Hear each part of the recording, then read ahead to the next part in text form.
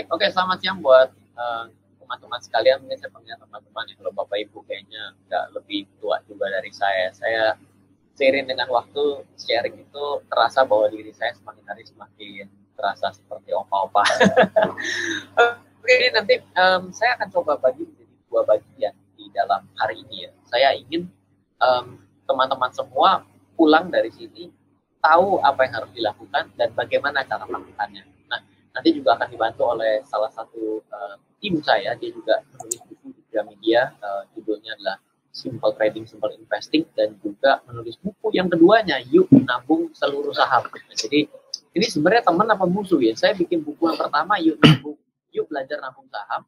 Dia bikin buku kedua adalah Yuk Nabung Seluruh Saham. Ini maksudnya mau berantem sama buku saya yang pertama atau gimana gitu? Tapi itu yang menarik, bahwa investasi itu tidak pernah ada yang salah. Jadi kalau nanti misalnya teman-teman mulai pulang dari sini berpikir bahwa mulai investasi, terus kayaknya kok ada ilmu yang salah dan yang benar, sebenarnya nggak pernah salah. Yang paling salah itu adalah nggak pernah invest, yang paling salah. Gitu. Nah, sekarang saya akan coba ngobrol dalam 1 jam pertama saya, gitu ya.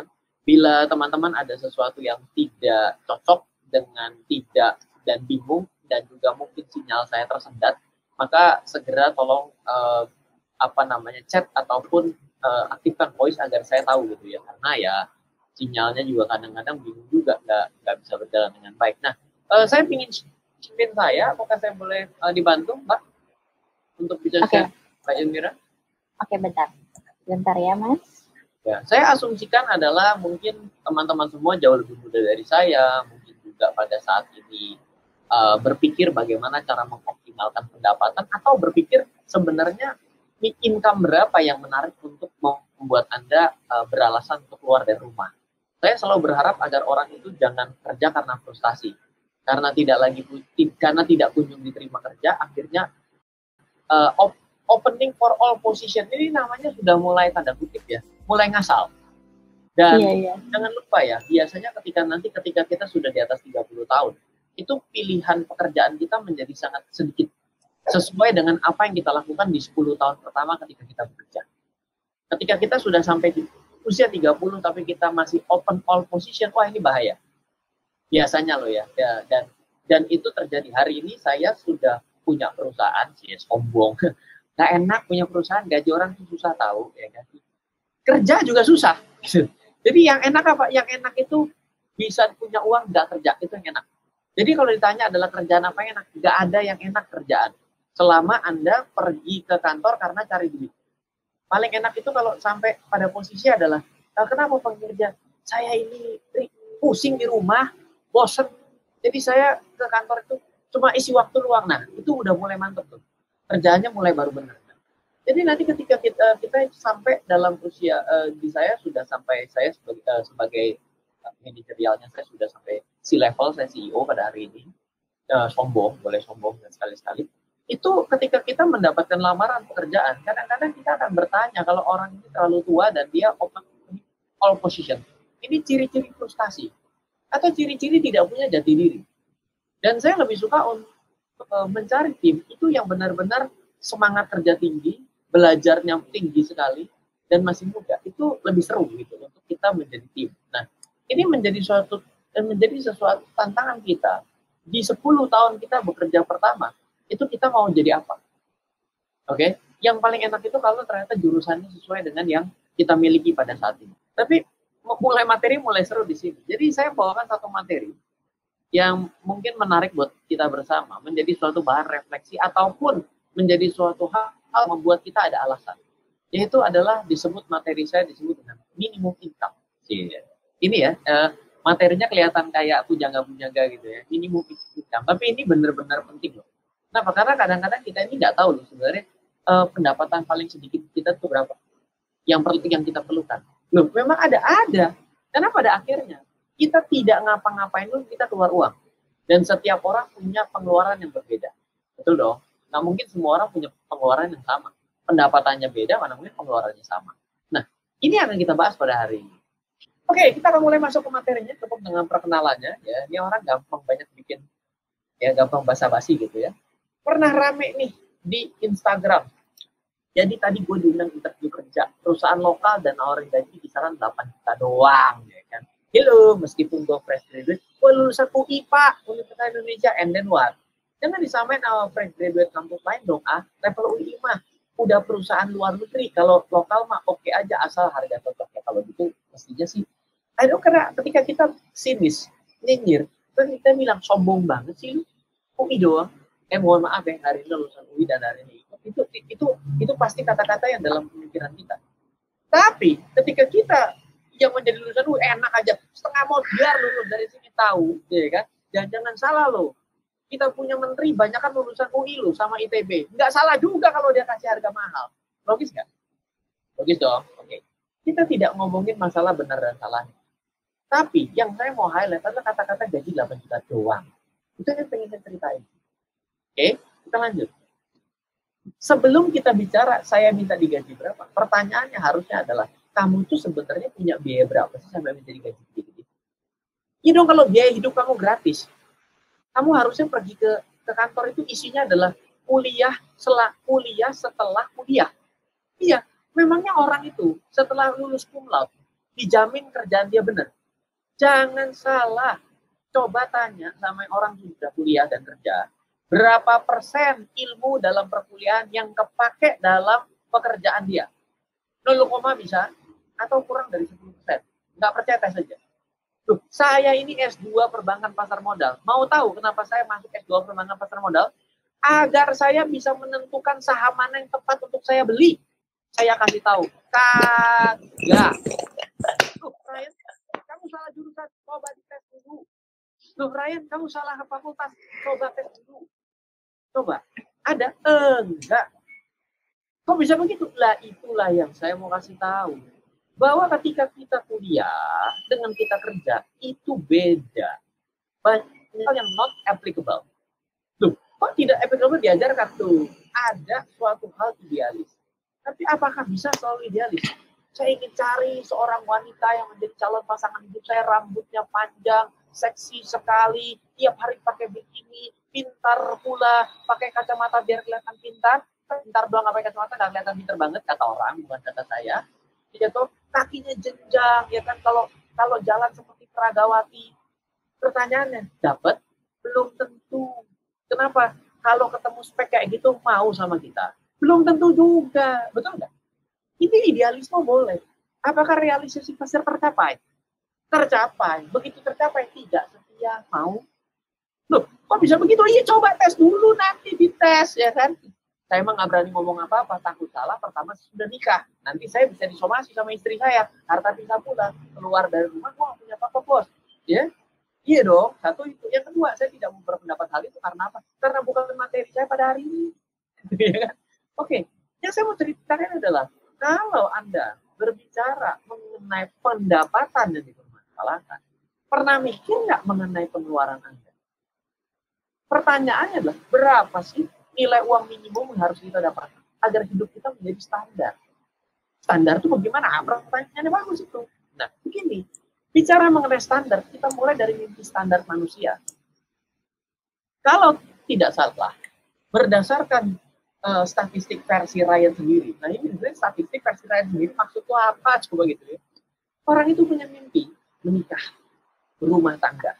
Kalau dia tidak berumah tangga, zaman sekarang jangan berumah tangga, berumah beton. Kalau rumahnya pakai tangga nggak bisa tidur, betul nggak?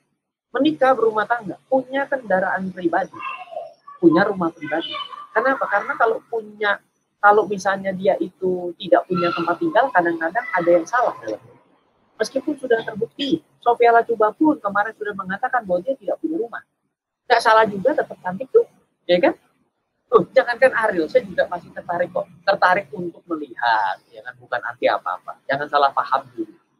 Mimpi dasar itu menikah, berumah tangga, punya kendaraan pribadi, dan punya rumah pribadi. Ayo, siapa yang punya mimpi yang tidak seperti ini? Kalau punya mimpi lain, saya doakan. Kalau tidak memimpikan ini juga nggak apa-apa sebenarnya, gitu ya. Tapi ada satu mimpi yang tertinggal. Coba deh, kita balik lagi ke slide yang tadi. Saya mau tanya kepada Anda. Salah nggak sih kalau Anda nggak menikah? Salah Pak, berdasarkan agama saya. Betul. Kalau agamanya beda berarti tidak salah. Berarti salah dan tidak. Betul. Berarti wajib dan tidak. Betul. salah Pak, ya Pak apapun pokoknya bisa salah dan benar. Nggak ada orang yang tidak menikah salah. Buktinya ada juga kok yang tidak menikah sampai hari ini. Disebut perawan tua, gitu. Meskipun kita tidak pernah melakukan tes keperawanan, tapi kita selalu mengatakan orang perawan tua ketika tidak menikah. Kurang ajar juga orang sih. Berumah tangga, ya nggak perlu ada kewajiban juga. Punya kendaraan pribadi, emang wajib Anda punya kendaraan yang bertanya? Nggak wajib. Coba Anda pergi ke Singapura, Anda pergi ke Hong Kong, Anda pergi ke Jepang. Kalau Anda ke Singapura bisa punya mobil, itu Anda hebat. Atau Anda sangat sibuk. Atau Anda katanya budak korporasi, mohon maaf gitu ya. Punya rumah pribadi, apakah wajib? Terbukti Sophia Latjuba di Indonesia punya rumah. Hari ini enak punya teman. Kalau pemikiran yang tidak cocok, saya geser ke Sophia Latjuba. Kenal nggak? Kenal mana urusan penting kesalahan digeser kepada dia gitu ya. Punya rumah pribadi, nggak ada kewajiban. Tapi yang menarik, mimpi yang tertinggal adalah tetap punya uang meskipun tidak pensiun. Tidak pernah dipikirkan. Sedikit dipikirkan oleh orang. Padahal siapa sih yang di dunia ini tidak bisa tua? Tidak ada yang tidak bisa tua di dunia ini ya cuma Captain Marvel, Avengers, ya kan? Lalu juga Donald Bebek, Mickey Tikus, Paman Gober nggak bisa. Paman Gober sudah tua tetap tua sampai hari ini. Atau vampir teman-temannya yang ada di beberapa film-film vampir yang datang-datang dia cantik itu, dia nggak bisa tua. Tapi setiap orang sebenarnya harusnya menurut saya mesti memiliki pemahaman ini bahwa dia pasti akan pensiun. Nih, lihat beli mobil 150 juta deh, yang tadi kan hitung-hitung yang paling gampang. Orang bilang, oh yang penting adalah bisa bayar DP-nya Pak. Oh, bayar DP. Bayar DP ini, DP-nya. Atau cukup bayar angsurannya. Orang hari ini mampu ngangsur, langsung bisa berani beli mobil. Padahal beli mobil 150 juta. Angsurannya murah Pak, 2.700.000. Salah. Loh, salah gimana? Yang ditulis ini rakyat. Ini saya pakai kalkulator KKB loh. Jadi secara otomatis saya tidak bisa salah. Tapi saya kasih tahu, biayanya tidak semurah itu, saudara-saudara sekalian. Yang saya kasih dalam Nusantara se-Indonesia. Ini total 150 juta jadi 224 juta. Kenapa? Karena tidak dihitung cicilan per bulan. Servis dan STNK rata-rata perbaruan STNK perpanjangan, penggantian aki dan ban dan spare part lain, dan bahan bakar. Memang setelah Anda beli mobil, mobilnya itu didorong. Atau Anda yang gendong mobil Anda. Tidak. Mobilnya pakai bahan bakar. Bahan bakar itu biaya. Kalau dihitung, biaya jadi 284 juta dalam 5 tahun. Dan Anda akan beli mobil setelah itu, beli mobil baru lagi. Jadi kalau ada orang yang mobilnya tidak diremajain, sebenarnya dia sudah salah dalam perencanaan keuangan. Rakyat itu mobilnya karena dia itu sayang dan mobil antik dan kenangan. Iya, saya tahu ada orang. Tapi pada prinsipnya, pada akhirnya orang kalau di negara yang nanti menjadi lebih jauh lagi, seperti di Singapura itu nggak boleh, mobil udah berapa tahun lewat udah nggak boleh pakai lagi. Kenapa? Dianggap pencemaran lingkungan. Tinggal tunggu waktu. Indonesia akan seperti itu. Lihat saja. Kendaraan pribadi total biaya per bulan 4.700.000. Cicilan ada 2.700.000.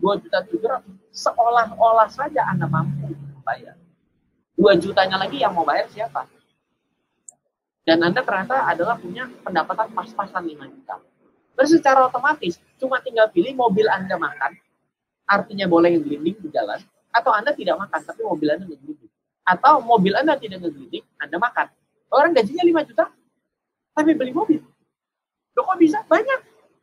Loh kok bisa begitu? Karena nggak bisa ngitungnya. Kenapa? Hitungan ini tidak diajarkan di perkuliahan manapun. Mau ambil ekonomi terapan, ekonomi modern, ekonomi statistik, ekonomi pembangunan, ekonomi peruntuhan, nggak ada semua. Tidak ada. Loh kok bisa? Ya pasti loh. Orang saya sampai S2 perbankan pasar modal. Saya ambil gelar, sekarang saya ambil juga MBA untuk doktoral juga, sekalian PhD, hari ini nggak ada sampai luar negeri, nggak ada juga. Ini namanya adalah blind spot. Dan nggak bisa diajarkan karena setiap daerah memiliki budaya yang berbeda, memiliki biaya yang berbeda. Kita lanjut. Baru satu, ya. Kalau kamu mau beli rumah dan kamu punya pendapatan 6 juta, sekarang kita pindah. Impian pertama beli mobil, yang kedua beli rumah. Sama ternyata. Pemikirannya sederhana. Oh, yang penting saya bisa bayar DP-nya. Penting saya bisa bayar cicilannya. Jangan salah. Tidak bisa. Ini ceritanya mau cicil rumah harganya 200 juta. Cicilannya murah ya, cuma 2 juta. Enteng, kecil. Semua terjangkau. Oh yes, betul. Ternyata tidak juga. Karena setelah dihitung-hitung, PN, cicilan, DP, asuransi, listrik, isi furnisnya. Memangnya Anda itu setelah beli, cek, apakah suara saya masuk? Memangnya Anda ketika sudah yang namanya beli rumah, nggak pakai perlu beli spring bed, ya, yang namanya untuk tempat duduk, sofa, meja, nggak perlu. Anda begitu nyampe masuk rumah, oh ya saya langsung tidur di lantai, tidur. Nggak mungkin. 2 minggu udah mati kan Anda. Berarti itu kadang tidak diperlukan oleh orang tua modal semangat. 3.700.000 rata-rata. Jadi kalau tadi Anda itu cuma punya pendapatan 6 juta, Anda nggak beli mobil. Anda dengan semangat 45 berani nyicil 200 juta. Di untuk 10 tahun. Secara cicilan Anda mampu cuma 2 juta. Ternyata total general menjadi 3.751.358. Kok bisa jadi gede? Nah, ya kenapa bisa jadi besar? Anda bingung kan? Karena tidak pernah dihitung. Kenapa ini tidak diinformasikan? Blind spot. Blind spot tau nggak? Anda lagi mau nyetir, begitu Anda melihat di spion kanan itu kosong, Anda mau belok ke kanan, tiba-tiba ada motor kencang, untung saya nggak kencang, nabrak saya. Itu blind spot. Dalam finance, blind spotnya banyak. Dan ini saya tambahkan, berapa biaya memiliki satu orang anak sampai usia 20 tahun? Tadi kan sudah baru yang namanya punya mobil, punya rumah. Nah, kalau menikah tuh gampang. Setelah menikah itu kan biasanya mau punya anak, ya kan? Itu masih common di Indonesia. Gitu. Di Indonesia itu kalau tidak punya anak, waduh, ceritanya panjang. Gitu. Ini mulai tetangga, waduh, pokoknya udah mulai ramai. Biasa. Gayanya gaya-gaya lambe turah gitu kan. Nah itu terjadi. Dan sekarang Anda punya anak, nggak apa-apa, nggak salah. Anda punya anak memang bagus. Karena apa? Meneruskan keturunan dan memperbaiki keturunan. Lah jangan sampai Anda memiliki anak tidak terawat dengan baik. Berarti Anda bukan memperbaiki keturunan, menghancurkan, menurunkan tingkat kualitas dari mana anak. Ya dong? Oh ternyata memiliki tidak terencana dan lain sebagainya, itu repot. Anaknya tidak bisa sekolah tepat waktu, itu repot sekali. Nah, berapa biaya memiliki satu orang anak sampai dengan usia 20 tahun? Ternyata dihitung-hitung total untuk 20 tahun 400 juta. Itu kalau anaknya sekolahnya nggak belet. Kalau anaknya nggak naik kelas, repot sekali. Kalau anak ini ternyata masuk kedokteran, biayanya jadi membengkak. Udah kedokteran jalur khusus, nelipet maksudnya. Kalau jalur khusus bagus beasiswa, jalur belakang. Tambah tinggi ceritanya. Ternyata anaknya mau keluar negeri. Nah ini baru cuma keluar rumah saja sudah bingung bayarnya.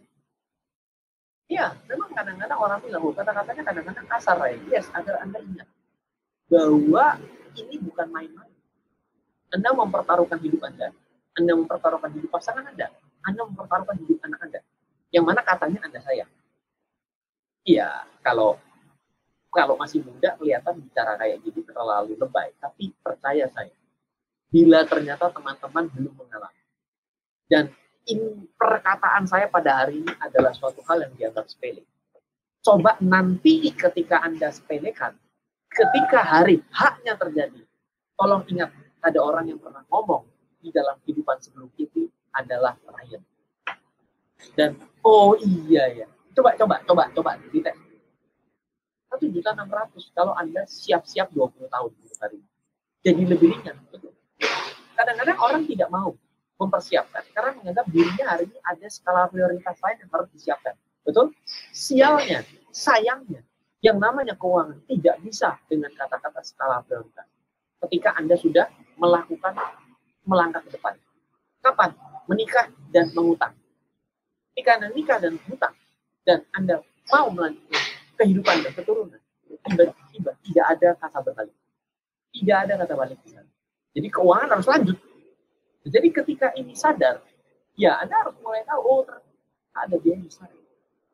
Oh ternyata ada sesuatu yang harus saya hadapi. Oh ternyata saya pun tidak diajarkan di rumah. Dan ini tidak diajarkan di dalam keluarga saya, papa istri saya, mama istri saya, sama tidak. Sepupu saya, om saya tidak mengajarkan hal. Banyak orang yang asal lewat, asal besok bisa hidup. Itu jadi tuh nggak direncanakan aja jadi. Tuh pikirnya dibalik tuh. Bagaimana kalau kita rencanakan? Pasti tambah jadi kan begitu dong. Orang bisa balik loh ketika dipresentasikan Peri bisa bilang nggak direncanain aja jadi rakyat ngapain harus direncanain? Belum tentu juga kejadian tuh. Gimana coba lucu nggak? Dia padahal ngejalanin. Tapi dia bilang kalau kita ngerencanain belum tentu juga kejadian. Ya, jadi separuh nyumpain nggak kejadian kan aneh kan? Betul nggak? Jadi ketika kita itu berbicara seperti ini, bagi sebagian orang yang mendengarkan, itu bisa mengatakan bahwa ini ngapain direncanain susah ini? Rencana tuh kemana? Nanti bisa terjadi hal yang berbeda. Iya dong, lebih baik kita merencanain dong. Dan ternyata terjadi berbeda, nggak apa-apa. Udah ada rencana, lumayan. Udah punya satu nih skenario. Coba deh, kalau kita bicara keuangan, tiba-tiba kita dibenturkan dengan berbagai macam jurus. Berbagai macam jurus. Satu, keyakinan terhadap agama. Berarti tidak beriman, oh salah. Gitu. Kalau kita bisa merencanakan dengan baik, berarti kita tidak menyia-nyiakan apa yang diberikan Tuhan hari ini. Betul nggak? Ayo, pilih mana? Loh, hari ini kan sudah menjadi berkat daripada Tuhan kita toh. Nanti kalau terjadi kesulitan kita bilang Tuhan, tolong kita dibantu lagi. Ya Tuhan tidak. Nah kemarin kan sudah dibantu. Hari ini minta lagi. Jatah kamu habis ya, nanti saya bantu yang lain dulu. Mampus kok. Logis? Yuk. Pokoknya kalau ngomong sama saya kayak ngomong teori konspirasi. Karena apa? Karena keluarga saya juga orang-orang yang punya pemikiran berbeda dari saya kecil. Jadi saya udah ditentang banyak dari keluarga saya, tapi tidak apa-apa. Hari ini saya bisa membuktikan kok. Hari ini saya bisa menjelaskan kembali. Papa saya baru mulai investasi saham setelah saya bawa pulang plakat dari Bapak Presiden. Gak apa-apa juga. Mulai investasi saham. Oh ternyata saham itu benar ya, bukan tempat duduk. Tuh, gimana tempat duduk? Bingung juga. Ada loh pasar modal ini. Kamu nggak pernah baca Kompas, ada satu halaman penuh isinya bursa efek. Itu dilewatin, kan? Oh, papa saya buka Kompas setiap hari, gitu. Baca koran, gitu. Tapi bagian ekonomi bursa efek dilewatin. Loh gimana? Saya bilang itu penting sekali, sangat penting. Di bagian yang lain itu tidak bisa Anda ambil keputusan. Misalnya, oh harga beras dinaikkan, harga beras naik, harga beras turun. Emang Anda bisa ambil keputusan dari harga beras naik dan turun? Satu-satunya bisa diambil keputusan itu cuma kolom saham, saya bilang dari koran itu. Yang lain itu berita sudah lewat. Ini namanya berita kan kejadian. Saham juga lewat, iya, tapi menjadi keputusan Anda untuk melakukan sesuatu melihat di situ. Kira-kira begitu. Ya. Lanjut. Andaikan hari ini, jangan ngomong yang lain-lain dulu deh. Beli mobil, beli rumah.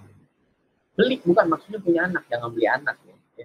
Maka biaya per bulan itu total sudah 4 juta, tambah 3 juta, tambah 1 juta 600.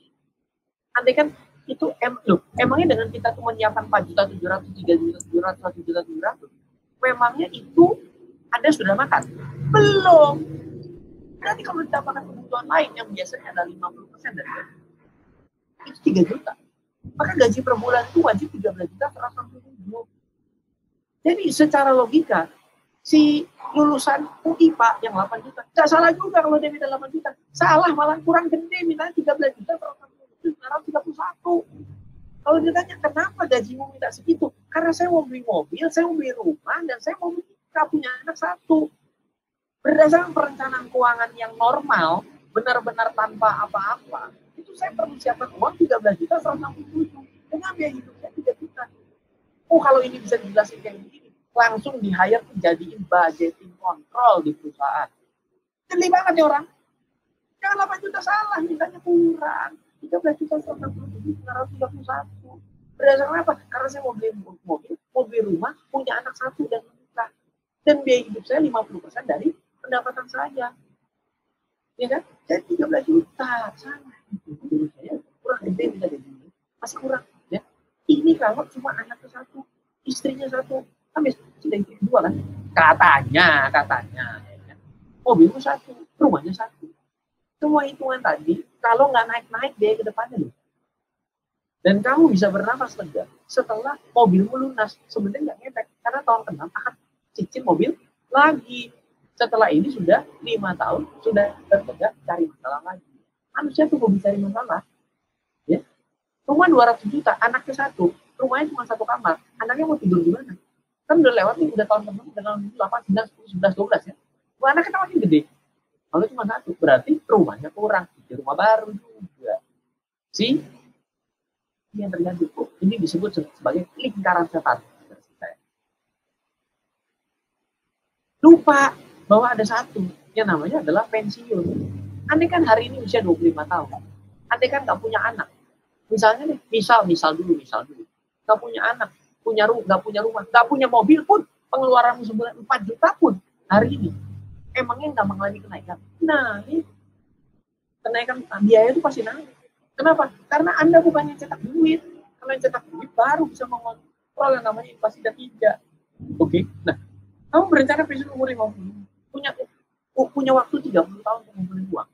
Maka uang yang harus dimiliki di usia 55 adalah 6,7 miliar. Untuk bisa hidup sampai umur 70 tahun.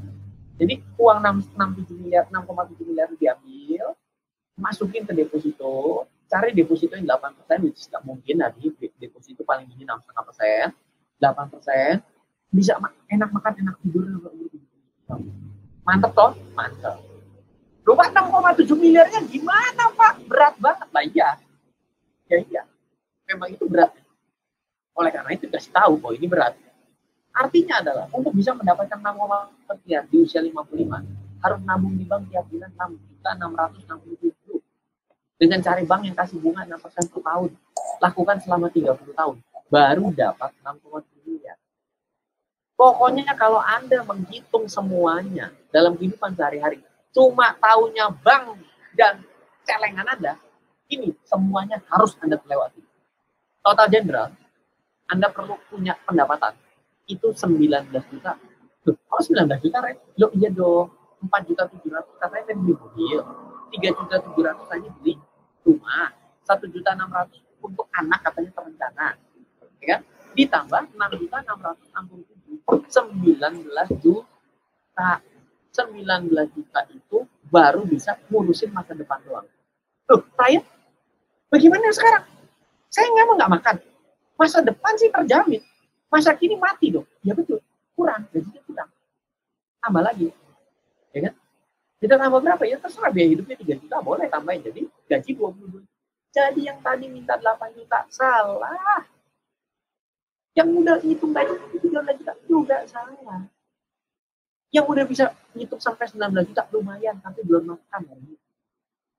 Kalau mau tambah makan tambah 3 juta. 22 juta. Jadi carilah hari ini fresh graduate. Kita 22 juta. Kalau di luar negeri gimana? Beda cerita dong. Kalau Anda di Singapura, betul. Anda dapat 20-30 juta. Biaya hidup Anda naik. Nggak mungkin Anda bisa hidup juga. Ya kan? Kecuali tiap hari tidur di MRT. Kan nggak mungkin diusir juga lama-kelamaan. Hari ini MRT Jurong. Besok pindah MRT-nya Little India. Coba tes itu lama-lama ketahuan sama orang MRT Singapura. Ini mah nggak punya rumah. Nggak bisa. Rule of the game orang umum hari ini. Ya? Ngeri ya? Ngeri. Kenapa? Karena tidak pernah mengenal kata investasi. Ingatnya adalah bank, celengan bank.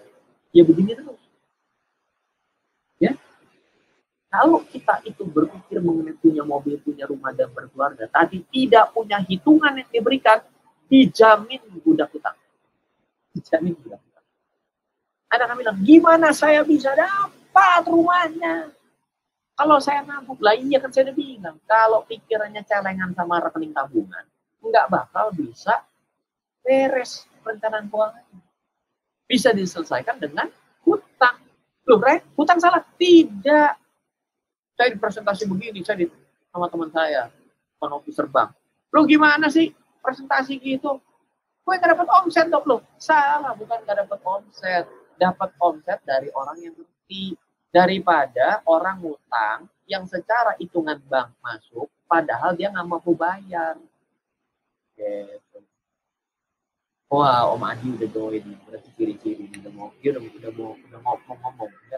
Adi ini anak muda yang luar biasa, jadi tim saya juga. Dia ingin cerita mengenai pengalaman dia untuk mengenal investasi. Tidak salah ya, itu perlu di satu frekuensi. Saya kan sudah tua ya, saya di pasar modal sudah 17 tahun. Ya, saya beli saham pertama saya tahun 2004. Saya nikah sudah 11 tahun. 11 atau 10 ya, saya juga lupa. 2011. Iya 10 tahun, hampir 11 tahun. Ya. Jadi mungkin banyak hal yang secara kegaulan udah mulai nggak gaul. Jadi kita ini udah orang-orang ini udah mulai nggak laku lah bicara kira-kira. Udah mulai nggak laku, kasar pula kalau ngomong. Nggak apa-apa, saya itu hanya ingin agar kita ini sama-sama ingat bahwa ini masalah yang serius. Banyak orang yang tidak bicara speak up dengan yang benar dan harus dilakukan. Saya menginginkan ketika keluar dari sini tahu bahwa apa yang harus kita kejar. Gitu loh. Bukannya ngasal, minta sesuatu ngasal itu nggak jelas. Kalau Anda melakukan sesuatu tidak memiliki perencanaan yang jelas, nggak bakal jadi dengan bagus. Nggak percaya? Coba suruh bangun rumah, di mana tuh yang mau suruh bangun rumah bilang, kamu bikin bangunan sebagus-bagusnya kamu deh. Pak, gimana nih cara bikin WC-nya? Sebagus-bagusnya kamu deh. Coba deh, jadi nggak tuh rumah? Pasti jadi hancur, bukan jadi, tapi hancur. Jadi hancur. Kenapa? Nggak tahu. Kenapa? Perencanaannya jelek. Jadi penting untuk mulai perencanaan. Ya, kalau Anda tidak punya rencana, Anda sedang merencanakan kegagalan. Nah, semua kebutuhan hidup akan dibayar dengan hutang KPR, hutang KKB, hutang KTA, hutang kartu kredit, hutang pada orang tua, serta saudara. Ini pasti titik, udah pasti. Garansi uang kembali. Pak, kalau saya ini menunda begitu, itu ya yang benar. Kalau Anda belum bisa, jangan dipaksa, tunda dulu. Lebih baik mundur beberapa langkah untuk melompat kemudian hari. Daripada Anda coba lompat, nggak tahu pijakan yang bagus. Ya, ini mengenai awareness yang namanya keuangan loh. Ya, kalau biaya sebulanmu hanya maksimum 50% dari tahun sebulan, ini disebut dengan yang namanya prinsip sehat keuangan. Kalau biaya sebulan hanya maksimum 50% dari pendapatan. Kalau hutangnya masih belum menikah, 30% maksimum dari pendapatan. Kalau sudah menikah, 20% maksimum dari pendapatan. Oke, ini baru financial planning-nya. Nah, selanjutnya nih, mana sih buat kopinya? Nah, kenapa ada orang yang bisa melewati fase yang tadi dengan aman, sejahtera, sentosa? Satu, mereka mungkin menikah dengan orang kaya. Makanya orang kaya jadi barang langka tuh. Iya, semua orang pada ngantri mau nikah sama orang kaya. Bisa jadi bapak emaknya kaya. Oke? Bisa jadi dia extraordinary. Ternyata dia sudah punya penghasilan 20 sekian dia di usia 25 tahun. Ada, pasti ada, nggak mungkin nggak ada. Dalam hidup selalu ada. Ya. Bisa jadi karena mereka tidak melakukan semua hal tersebut. Maksudnya bagaimana? Dia tidak mulai dengan beli mobil. Dia tidak mulai dengan beli rumah. Dia menunda pernikahannya untuk merencanakan lebih baik. Dia mulai melakukan alokasi pendapatan dengan baik. Kalau yang lain ini hoki-hokian, bos. Ya? Kita anggap ini nggak adil. Kalau ini sebenarnya semua orang bisa lakukan loh. Benar nggak? Kita bisa menunda. Ya, penting sekali. Jadi ketika ditanya, wah bagaimana nih di antara 4 ini Anda sebenarnya pilihan kalau Anda tidak termasuk kriteria 3 yang pertama. Pilihlah yang keempat. Oke, lanjut. Orang kaya itu memiliki little secret things sebenarnya. Apa itu? Orang kaya itu tidak pernah meremehkan yang namanya bunga putih. Kok bisa sih penting? Penting. Begini. Orang yang pemula dan orang yang bermental miskin, dia akan bilang gini, daripada 100.000 saya investasikan ke saham, gak ada hasilnya juga. Udahlah saya pergi sama teman-teman saya. Toh sahamnya bisa turun. Toh ini, toh itu, toh ini, toh itu, toh ini. Toh kasih dividen kecil. Ya kan begitu. Tapi ketika kita pakai buat spending, uangnya pasti habis kok. Kalau yang namanya beli saham 100.000, bisa jadi sahamnya naik jadi 1 juta 10 tahun lagi. Bisa jadi. Tapi kalau kita bayar 100.000 untuk senang-senang sama teman kita, dan ternyata teman-teman kita bukan komunitas yang membangun, tapi komunitas kabur, gitu dong. Anda temenan sama copet kan jadi copet, ahli copet. Anda temenan tiap hari dari orang-orang yang belanja mulu, pasti pinter belanja, bukan pinter invest. Pasti. Betul nggak? Nah, apa yang harus kita pelajari adalah konsep uang kecil pun bisa besar. Kok bisa rakyat ini loh? Nabung 100 rupiah setiap bulan selama 50 tahun, bunga 25% per tahun. Ternyata cuma modal 60.000. Jawaban hasilnya di 50 tahun kemudian 1.100.000.000. Loh Pak, kan 50 tahun lagi. Siapa tuh? Nabung 100 perak. tiap bulan. Emang situ cuma punya uang 100 perak? Pertanyaannya balik dong. Kenapa? Karena orang yang bermental blok, bermental miskin, selalu bilang, loh Pak, 1 miliar sih gede Pak. 100 perak sih gampang Pak, tapi 50 tahun. Tuh ya saya bilang balik, ya jangan 50 perak, jangan 100 perak dong. Dan jangan 100 perak dong. Masa kamu punya 100 perak? Orang 100.000 aja sudah kecil sekali kok hari ini. Saya pengen tanya, Anda pergi ke minimarket di sebelah rumah Anda hari ini, dapat apa sih 100.000? Nggak ada kantongnya satu pun yang kecil, nggak penuh. Saya pernah coba, nih kasih anak saya, jajan sepuas kamu. Saya pengen tahu, balik nggak nyampe 1 kantong. Ngeri nggak? Sebegitu gampangnya 100.000. Nah, kalau mau lihat hitungan ini, menarik. Kita lanjut. Sekarang kita balik. 60.000 saya taruh di depan. Kasih bunga 25%. 50 tahun jadi berapa? 14 miliar loh. Bayangin, naik 14 kali lipat. Loh, Pak Ryan, mana ada yang bunga berbunga 25%? Nggak tahu aja ente. Nggak tahu aja itu. Ada. Orang di tempat saya ada yang bunganya 60%. Serius ada. Resiko ya jelas dong. Resiko tinggi maunya nggak ada resiko. Resiko tinggi mau, resiko rendah maunya untungnya tinggi. Yang bener aja, ya kan? Anda mau mendapat pendapatan yang besar, jadi bandar narkoba, untungnya gede, resikonya penjara tembak dor mati. Harus tahu dong resikonya. Anda mau dapat pendapatan besar, menikah dari siapa? Dari gangster. Dapat pendapatan gede, rumahnya mewah, tapi kalau jalan tidak jual bodyguard. Kenapa? Karena bisa ditembak. Ya itu risiko, harus terima. Banyak orang itu kalau udah ngomongnya mengenai uang, pengelolaan dan investasi, mulai licik menurut saya. Saya mau yang untungnya gede, resikonya buat kamu. Lah nggak bisa. Anda bisa. Yang namanya, saya mau badannya bagus, yang olahraga kamu. Bisa. Kalau bisa saya mau nitip, six pack aja susah hari ini. Baru jadi 4 pack saya. Saya lagi cutting. Berat badan saya sudah jauh. Itu susah gitu. Kita yang lihat ya susah. Forget it about saving dan caranya. Tapi mulailah berpikir untuk berinvestasi. Investasi itu nggak susah. Beda banget deh. Tanya nanti zamannya Adi. Saya nggak tahu Adi mulai investasi saham berapa ratus ribu.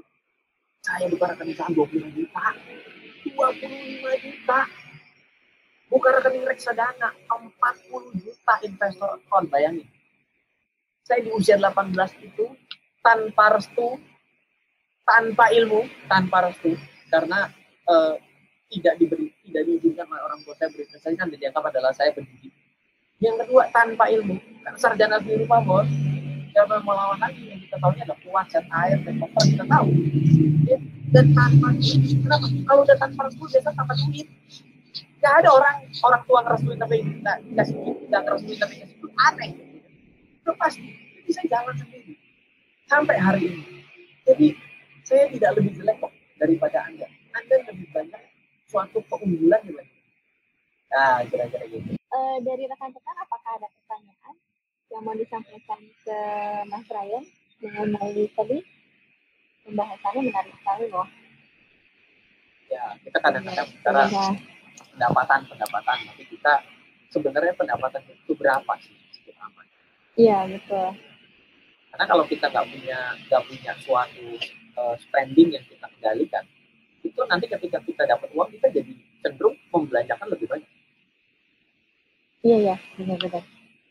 Silakan, saya mau tanya, boleh? Ini antara jelas dan tidak jelas, ya.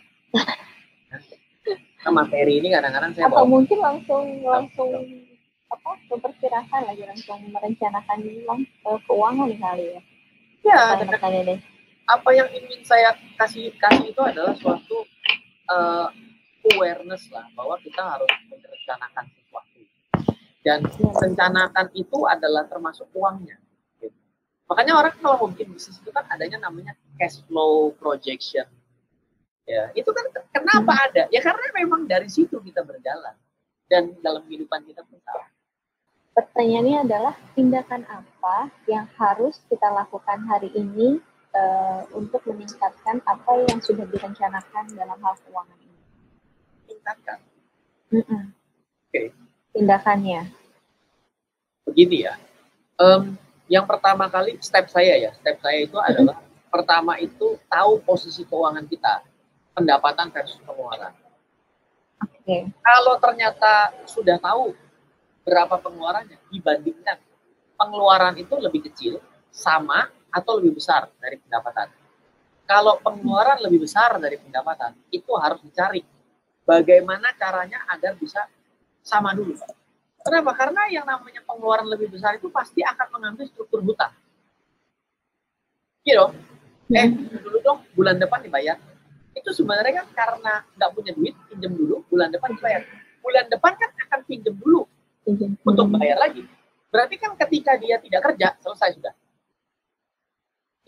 Banyak loh, banyak yang 2020 kemarin begitu tiba-tiba dicoba di PHK. Gajinya 120 juta, bos. 3 bulan doang buat nggak kerja. Kita imajinasi loh, 120 juta pendapatan per bulan. Ini nyata. Orang Cibubur. Saya tahu sekali orang. 120 juta pendapatan per bulan. Kecil apa kecil? Gede. Gede lah mas. Gede banget. Gede. Buat saya pun gede. Gila, ada yang berani gaji segitu, gede juga. 120 juta. Cuma kuat 3 bulan. Habis itu nggak bisa. Tambah 5 bulan berantem rumah tangga. Tambah 6 bulan masukin perceraian. Terus? Yang namanya perceraian itu di dalam KUA itu cuma 2 yang tertinggi. 1 adalah perekonomian, 2 adalah perselingkuhan. Serius. Nah, jadi kita tahu dulu, pengeluaran lebih besar daripada pendapatan. Udah deh, jangan banyak ngomong. Pilihannya adalah cari kerjaan baru, biar bisa dapat sama. Atau kalau memang tidak bisa, kurangin pengeluaran. Loh Pak, saya hutang, selesaikan. Caranya gimana? Ya pikir dong, caranya gimana? Jual barangnya atau apapun. Pak, tapi kalau saya jual mobil saya malu sama tetangga. Tiba-tiba masalahnya udah bukan masalah duit lagi, tapi masalah stres. Hati-hati. Ya. Samakan, kurangi. Nah, setelah kurangi, mulai ditata. Ke depan saya perlu apa lagi dalam 2 tahun? Ke depan saya perlu apa lagi 5 tahun? Ke depan saya perlu apa lagi 10 tahun? Nah, mulailah namanya financial planning. Banyak yang bermasalah di sini. Saya pun dulu adalah orang yang berani sekali menggunakan hutang. Saya berani sekali menggunakan hutang. Saya baru bisa menyelesaikan masalah restrukturisasi keuangan dan hutang-hutang saya itu dari baru 2012. Bayangkan, saya sudah mengenal dunia keuangan dari 2004. Saya mengenal investasi saham dari 2004. Tapi baru bisa beres untuk restrukturisasi dan lain sebagainya 2012. Artinya saya pun membutuhkan 8 tahun. Jadi tidak gampang mengubah mindset. Nah bagi saya dulu, saya bisa, nggak masalah, saya bayar, ada soft loan sini, saya putar sini situ. Jadi jago putar duit. Oke. Jadi stepnya itu adalah hitung gap assessment, dibereskan gapnya, mulai dengan cara kembali ke nol, kayak iklan Pertamina bos. Susah apa gampang? Susah banget. Susah sih. Kalau ada yang bilang gampang, dia motivator bukan praktisi. Hidupnya nggak susah. Kalau saya bilang susah, nggak segampang ngomongnya. Belum berantem sama pasangan hidup kita. Kenapa? Kita bisa terima loh, tiba-tiba jual mobil dan tiba-tiba naik kendaraan online. Tapi pasangan hidup kita belum tentu. Anak kita belum tentu. Yang selama ini mungkin makan di luar, tiba-tiba makan di rumah. Ya hari ini ke pandemi makan di rumah gitu ya. Anda nggak beli online, itu masalah loh. Yang tadinya Anda mungkin tidak mau bisa masak, tiba-tiba Anda masak, itu masalah loh. Anda siap, belum tentu pasangan Anda siap. Nggak percaya? Try this at home, ya kan? Nanti tes. Oke? Thank you. Halo, terima kasih sudah menyaksikan video di RF Channel on YouTube. RF Channel adalah channel edukasi untuk kita secara bersama-sama belajar dan mendapatkan aktualisasi mengenai investasi, keuangan, dan bisnis bersama saya, Ryan Filbert, dan tim.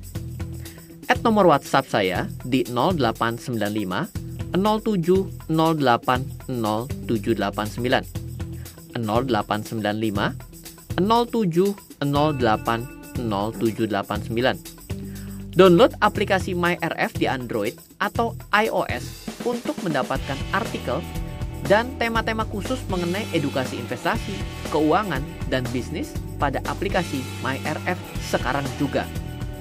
Setiap bulan, saya bersama dengan tim memiliki kelas, mulai dari belajar trading dengan analisa teknikal, yang strateginya bisa Anda terapkan pada seluruh market, mulai dari saham, forex, hingga cryptocurrency, atau kelas investasi saham bernama Fundamental Camp. Untuk mengetahui kelas lainnya dan bertanya mengenai kelas, hubungi tim sekarang juga di 0852 882 6187. Sekali lagi, 0852 882 6187. Semoga terus bermanfaat. Dari saya Ryan Filbert, salam investasi untuk Indonesia.